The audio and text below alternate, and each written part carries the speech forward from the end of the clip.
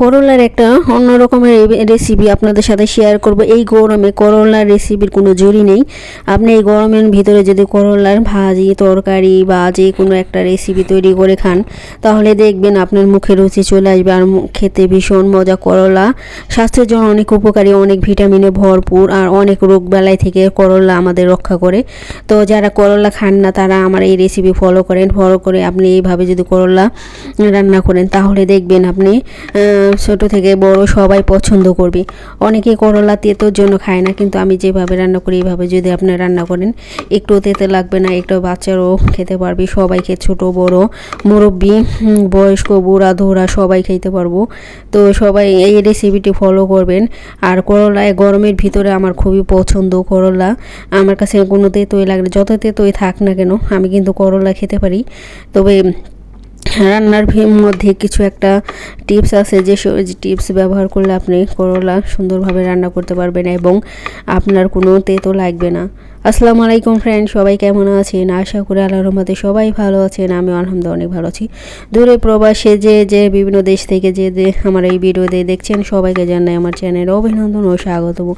এবং আমার এই ভিডিওটি দেখার জন্য সবাইকে অসংখ্য ধন্যবাদ। সবাই যারা নতুন বন্ধু আছেন, আমার এই প্রথম ভিডিওটি দেখে থাকলে অবশ্যই আমার চ্যানেলটিকে সাবস্ক্রাইব করে দিবেন এবং বেল আইকনটা বাজিয়ে দিবেন।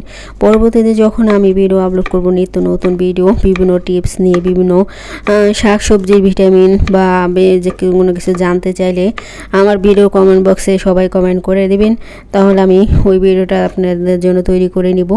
তো করলা এভাবে রেসিপি করে, যদি কোনো একজন বলেছিল আমাকে করলার কীভাবে রান্না করলে তেতো লাগে না, তো এইভাবে আমি যেভাবে দেখাইতেছি এইভাবে যদি আপনি রান্না করেন, তাহলে তেতো লাগবে না একটু। আর যারা একবারে বেশি একবারে তেতো পছন্দ করে না, তারা করলা একটু ভাপ দিয়ে গরম পানি ফেলে দিবেন, তাহলে কিন্তু ওটা আর কি ভিটামিনটা একটু কমে যায় আর কি, বেশি কমে না, অল্প একটু হালকা ভাপ দিয়ে ফেলে দিবেন যদি ওটা রান্না করেন তরকারি। তাহলে তো আমি কীভাবে রান্না করি, সবাই পড়বে ভিডিওটা দেখবেন। দেখুন এইভাবে আমি একবারে চিকনও না একবারে মোটাও না, কিন্তু এরকম সাইজ করে কাটবেন। কাটার পরে ভালো করে কেটে নেবেন। অনেক আছে করলা এভাবে কেটে, যদি আরেকটা টিপস দিয়ে দিই, যদি আপনি ছোট করলা থাকে, যেগুলো ছোট উস্তা বলি আমরা, উচ্ছে বলে অনেকে, ওই ছোট করলাগুলো ধুয়ে কেটে ভালো করে কেটে লবণ দিয়ে মেখে রাখবেন। লবণ দিয়ে মেখে রাখলে দেখবেন একটু নরম হয়ে যাবে, তখন চিপুর দিবেন। চিপুর দিলেই রসটা বের হয়ে যাবে, মানে করলা যে তেতো ভাবটা সেটা বের হয়ে যাবে। ওইভাবে যদি আপনি ভাজি করেন বা রান্না করেন, তাহলে তেতো লাগবে না।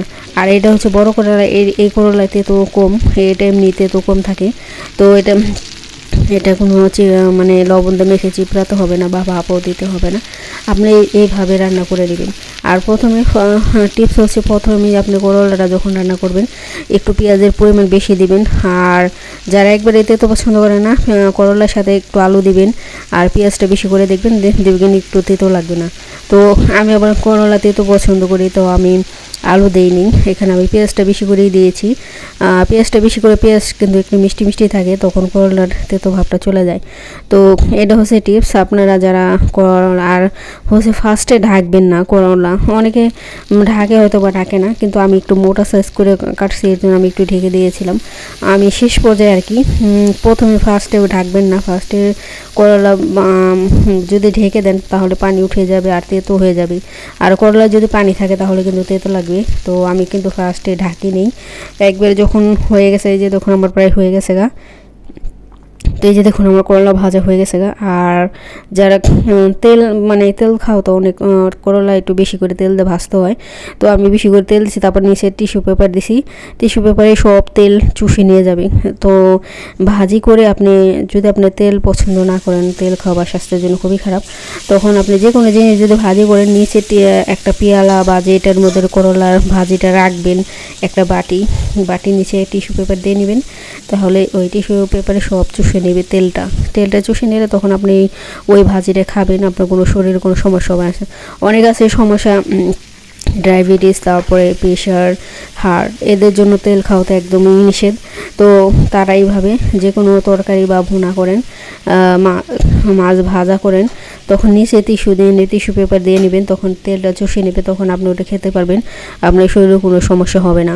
তো আর এখানে আমি কিছু মাছ ভাজা করে নিতেছি, এটা আমি ভুনা করব মাছটা। তো মুরগির তরকারি আছে, সেটা মুরগির তরকারি অনেক আমার চ্যানেলে আছে, শেয়ার করেছি, তো সেটা আর করলাম না। তো এখানে কিছু মাছ শুধু আমার জন্যই আর কি, 3টা মাছ আমি এটা ভুনা করতেছি, তো আমি খাবো আর কি। তো আমার মাছ খেতে তো অনেক পছন্দ, সবাই যে আমার ভিডিও দেখে জানেন আমি কিন্তু বেশিরভাগই মাছ খাই। তবে মাংসটা শুক্রবারে মাংস খাই আর কি, গরুর মাংস, খাসির মাংস এগুলো খাই মাঝে মধ্যে, কিন্তু মাছটা আমার লাগবেই, মাংস থাকলেও মাছ দরকার, কারণ একটু হইলেও মাছ দেওয়া ভাত না খেলে আমার ভালো লাগে না। তো মাছ ছাড়া তো চলেই না, মাছ আমার প্রিয় মাছ, যে কোনো মাছই আমি সব মাছই খাই, কোনো মাছ আমার বাদ নাই, টাকি মাছ শুধু পছন্দ না আমার সব মাছ পছন্দ, শুধু টাকি মাছ পছন্দ, টাকি মাছ আমার একটু ভালো লাগে না, কেমন জানি লাগে ওইটাই। হাসি ভাই টাকি মাছের কথা বলি। তো যাই হোক, একদিন আমার জামাই টাকি মাছ আনছে বড় বড় বাজার থেকে, তো আমি আমি কইছি এই মাছ আমি কি কাটবো না, রান্ধবো না, খাবো না, পরে যাই আবার এই বাজারে ফেরত দিয়েছে মাছ, ওই মাছটা আবার অন্য মাছ আনছে পরে। তো যাই হোক, তো দেখুন এখানে পেঁয়াজটা আমি ভেজে নিতেছি, মাছ রান্না করবো, টমেটো দিয়ে ভুনা করবো পেঁয়াজটা ভেজে প্রথম রসুন কুচিয়ে দিয়েছি। রসুন যদি আগে তেলের মধ্যে ভাজেন, দেখবেন মাছের ফ্লেভারটা অনেক মানে অনেক ভালো আসে। যে কোনো ভুনা মাছ যদি আপনি রসুনের ফোড়ন দেন, দেখবেন ওই মাছের তরকারি বা যে কোনো মাংসের তরকারি হয়ে যায়, আগে তেলের মধ্যে রসুন ছাড়বেন, দেখবেন অনেক মজা লাগবে ওটা খেতে। তো এখানে আমি পেঁয়াজটা ভাজা হয়ে গেলে আমি মশলা দিয়ে দেবো, অন্য মশলা সবাই তো রান্নাবান্না তো সবাই জানে, যে যেভাবে খায় সেভাবেই রান্না করে, যার যেভাবে রুচি, ঠিক না? সবার রান্না তো আর এক না, সবার রান্না যার রান্না তার মজা লাগে। তো এইভাবেই রান্না করে নিতেছি। তো এসব ফুল ভিডিওটা দেখে দেবেন, টেনে ভিডিও দেখেন না সবাই, যারা আমার নতুন বন্ধু আছেন বা পুরনো বন্ধু আছেন সবার কাছে থাকবেন। পুরনো কিছু বন্ধু আছে তাদের প্রতি বিশেষ আছে, তারা ফুল ভিডিও দেখে সব সময়। তো যাই হোক, আমি যাদের ভিডিও দেখি তাদের সবাই ফুল ভিডিও দেখে দিই। তো সবাই আমার ফুল ভিডিওটা দেখবেন, দয়া করে কেউ স্কিপ করবেন না। মানে অনেক আছে টেনে ভিডিও দেখে, কিছু মানুষ আছে টেনে দেখে, তাদের মন হিংসা ভরা, তাদের পেটে কি আর মানে হিংসুক ভাবে যে আমি বাইরে হলে যাবো ফুল ভিডিও দেখলে, এরকম মন মানসিকতা অনেকেরই আছে। তো যাদের ভিডিও ভাইরাল তারা এমনি হইব, মানুষের ভিডিও দেখলেই, ফুল ভিডিও দেখলেই কিন্তু ভিডিও ভাইরাল হয় না, কারণ এটা ইউটিউবে ভালো লাগতে হইব। ইউটিউবে যখন মানে যার ভিডিও প্রমোট করব, তখন তারা এমনিতে ভিউ আসবো, সবাই দেখবো ভিডিও। শুধু হিংসা করে লাভ নেই। যদি ভালো বন্ধু মানে মন থেকে ভালোবেসে ভিডিও দেখেন, ভালো বন্ধু মনে করেন, তাহলে ফুল ভিডিওটা দেখবেন, হিংসা পেটে রাখবেন না, কারণ হিংসা মানুষকে ধ্বংস করে দেয়, এটা জানেন তো? হিংসা মানুষকে ধ্বংস করে দেয়, পেটের ভিতর কোনো হিংসা নিন্দা এসব করে রাখবেন না। মন ফ্রেশ রেখে সবার ভিডিও দেখবেন, মানুষের সাথে কথাবার্তা বলবেন, সবার সাথে মিশবেন, তখন দেখবেন আপনার জীবনটা সুন্দর হবে। এবং হিংসাখোর কিন্তু আল্লাহ একদম পছন্দ করেন, আল্লাহ তাআলা তাদের আয় উন্নতি বা সব কিছু তাদের ধ্বংস করে দেয় যাদের মনে হিংসা থাকে। তো বেশিরভাগই অনেক ছেলেরা একটু কমই হিংসা করে, কিন্তু মেয়েরা বেশি হিংসা করে। দেখবেন ছেলেরা যদি কোনো ছেলে ভিডিও দেখে, সে ছেলেটা মন ফ্রেশ নিয়ে ভালোভাবে ভিডিওটা দেখে। আর কিছু মেয়েরা আছে একবারে হিংসাকুর, পেটের ভিতরে হিংসা নিয়ে ভিডিও দেখে। তো যাই হোক, এটা আমি কাউকে মিন করে বলছি না, তো এটা সবার মনের ব্যাপার। সবাই ভালো, সুস্থ